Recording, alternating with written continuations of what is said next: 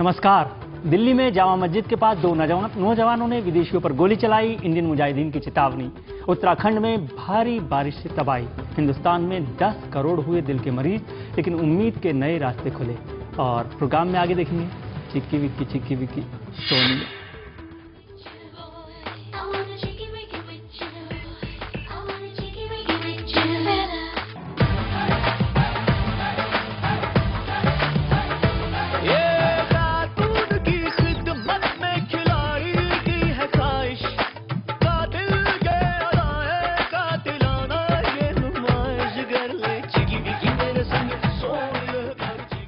Programme में हम बात करेंगे विदेशी हीरोइंस और देसी बॉलीवुड पर। हमारे साथ है German model actress Claudia. Claudia, आपका बहुत बहुत स्वागत है एनडीटीवी इंडिया पर, इंडिया दिस वीक में और हिंदुस्तान में भी। नमस्ते सर जी, कैसे हैं आप? बहुत बहुत अच्छे हैं क्लॉडिया, आपसे बात आगे करेंगे, लेकिन सबसे पहले बात दिल की बात हम करेंगे। सबसे बड़ी फिक्र कि आपका दिल धड़कता रहे। हिंदुस्तान में इस वक्त करीब 10 करोड़ लोग दिल के मरीज हैं और 40% लोग हार्ट अटैक के बाद अस्पताल नहीं पहुंच पाते। ज्यादातर बार हमें दिल की बीमारी का पता ही नहीं चलता। मेरी सहयोगी दीप्ति सचदेवा की रिपोर्ट।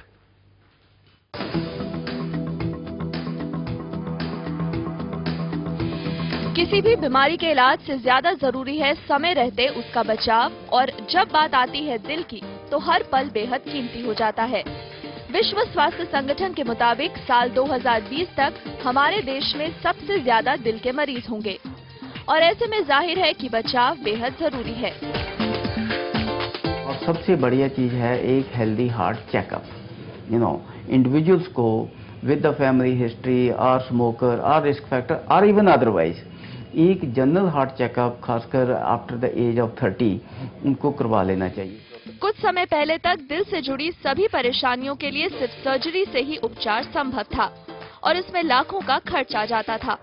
पर अब नई तकनीक के साथ उपचार के तरीके भी आसान हो रहे हैं और कई बार तो सर्जरी के बगैर ही बीमारी ठीक हो जाती है। स्टेम सेल रिसर्च में हो रहे नए अध्ययन से भी आने वाले दिनों में मरीजों को बहुत फायदा हो सकता है।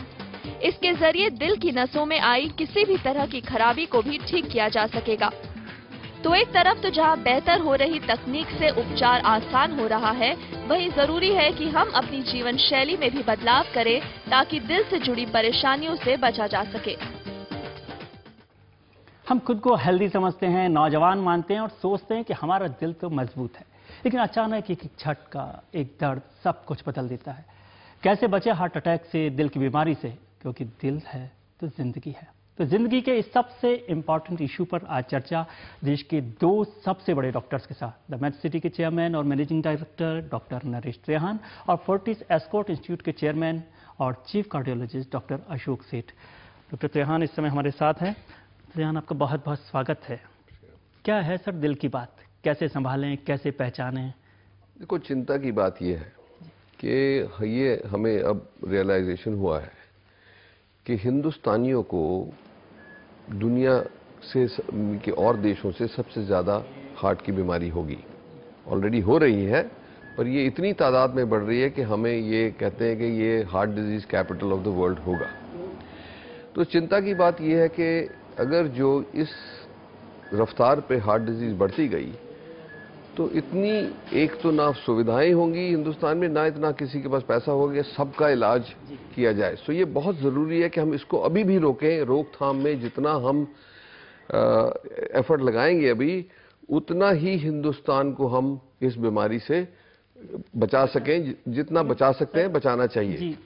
और दूसरी बात यह है कि हमारे पास ये जो आधुनिक टेक्नोलॉजी है, जो हमारे पास नए नए ये है रिस्क फैक्टर्स की स्क्रीनिंग है, तो इससे हम हर शख्स को ऐसी अच्छी तरह से स्क्रीन कर सकते हैं कि उनका फ्यूचर हम मैप कर सकते हैं, जो पहले नहीं था।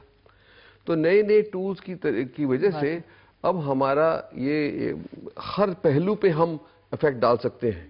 तो इसीलिए मेरा तो ये विचार है कि हमें एक जैसे वॉर डिक्लेयर करनी चाहिए हार्ट डिजीज के ऊपर, करनी चाहिए। हम वो उसकी इलाज तो कर ही लेते हैं, जैसे अब सर्जरी में भी अब छोटे से छोटे तरीके से रोबोटिक्स से तकलीफ के बगैर भी बाईपास कर लेते हैं, पर ये मतलब नहीं कि बाईपास कर तक हमें लोगों को पहुंचने देना चाहिए। एंजियोप्लास्टी में भी कर लेते हैं, वो भी ठीक है, पर सबसे ज्यादा जो हमें अभी एम्फोसिस देना है अपने देश के लिए इसके लोगों को एजुकेट करना है कि कैसे अपने आप को। सबसे बड़ी बात वही है कि पहचाने कैसे कि वो मरीज हो रहे हैं कि नहीं हो रहे हैं। हम बहुत लेट कर सकते हैं अभी जी। एक तो पब्लिक की एजुकेशन, दूसरा एक उनको कैसे हेल्थी रखना है, कैसे अर्ली वो ग्रुप को कैसे निकालना है जिसको हाई रिस्क प्रॉब्लम है हार्ट डिजीज का, क्योंकि हमें पता है कि जिनकी फैमिली में हार्ट डिजीज है उनको दुगना चांस होगा। अगर जो मदर फादर दोनों को है तो 4 गुना, राइट। इसमें तो आप कुछ कर नहीं सकते कि कहाँ पैदा हुए पेरेंट्स के और क्या आपकी सेक्स है, क्योंकि जो मेल है आदमियों को 10 गुना ज्यादा हार्ट डिजीज होगी बिफोर द एज ऑफ 50। उसके बाद लेडीज की भी बढ़ती जाती है और 65 की एज तक हम आदमी और फीमेल्स में वही प्रोपोर्शन आ जाती है। तो हमें, और डायबिटीज जिनको है, हाई ब्लड प्रेशर है, हाई डायबिटिक कैपिटल भी और कई नए रिस्क फैक्टर जैसे होमोसिस्टीन लेवल है, सीआरपी है, ये सब जो नॉलेज है वो ऐसा इकट्ठा हो गया कि हम हिंदुस्तान में मिलके एक पेशेंट या एक पोटेंशियल पेशेंट हमारे पास आएगा तो कई हद तक हम उसकी बीमारी रोक सकते हैं।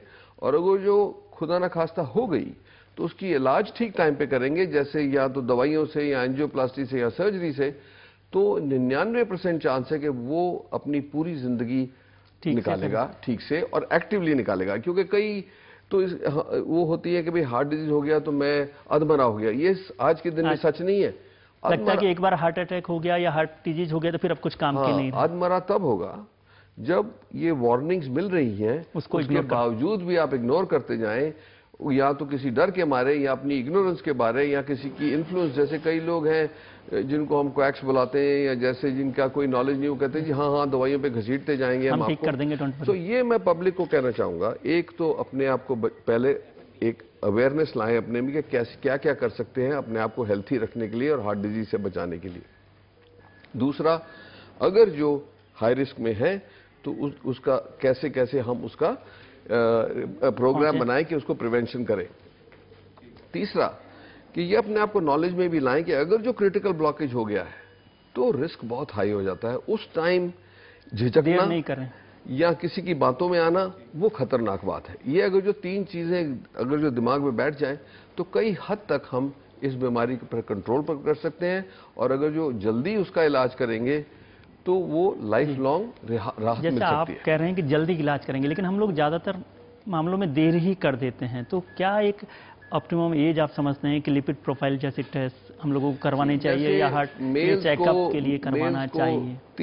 30 साल की उम्र में बिल्कुल अपना पूरा चेकअप एक और करा लेना चाहिए, और लेडीज को मैक्सिमम 35 ईयर्स की एज में, क्योंकि हम देख रहे हैं कि यंगर और यंगर एज में हार्ट अटैक्स हो रहे हैं जी आजकल यंगर। हाँ, और ये आप देखेंगे जो हमारी नई मशीनें हैं 256 स्लाइस सीटी है, उससे बिना बॉडी में कैथेटर डाले हम सारी आर्टरीज को देख लेते हैं एक डाई वेन में डाल के, और उसकी जो 256 स्लाइस की रेडिएशन है वो बहुत कम है, वो 3 चेस्ट एक्सरे जैसी है। जो 64 स्लाइस हुआ करता था उससे हमें थोड़ा डर लगता था, क्योंकि उसमें जो एक्सरे का एक्सपोजर है वो 30 एक्सरे के बराबर होता था, तो इसलिए हम चाहते थे कि उसको अवॉइड करना। अब 256 जो आ गई हमारे पास, उससे बहुत आसान है इसको एक तो डिटेक्ट करना और दूसरा फॉलोअप करना।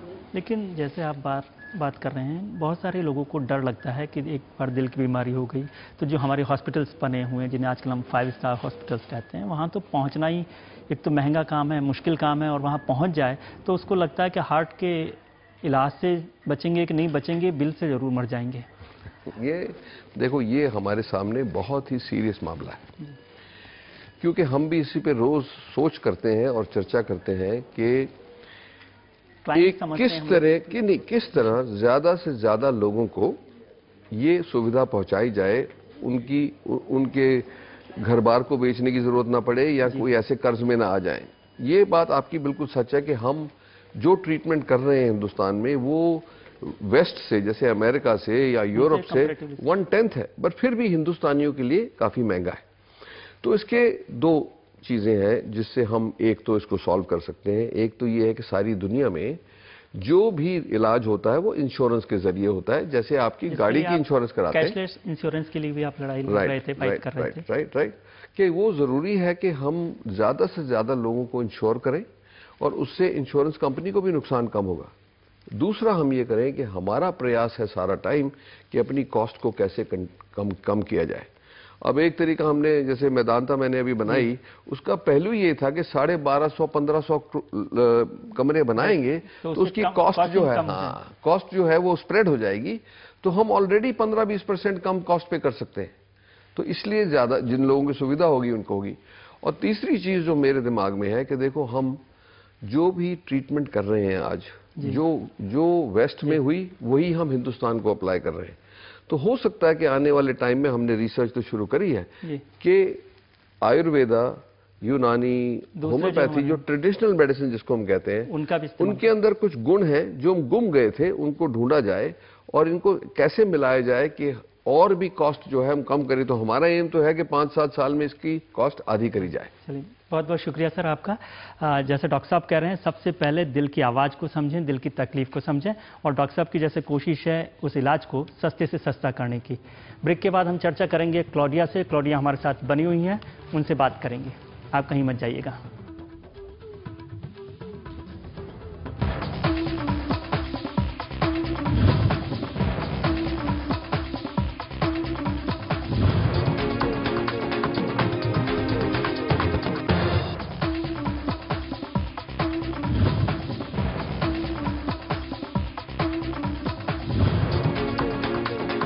ये दिस वीक में आपका एक बार फिर स्वागत है। आज हम प्रोग्राम में बात कर रहे थे दिल की बात, और अब एक ऐसी एक्ट्रेस से बातचीत जिसका दिल है हिंदुस्तानी, क्लॉडिया।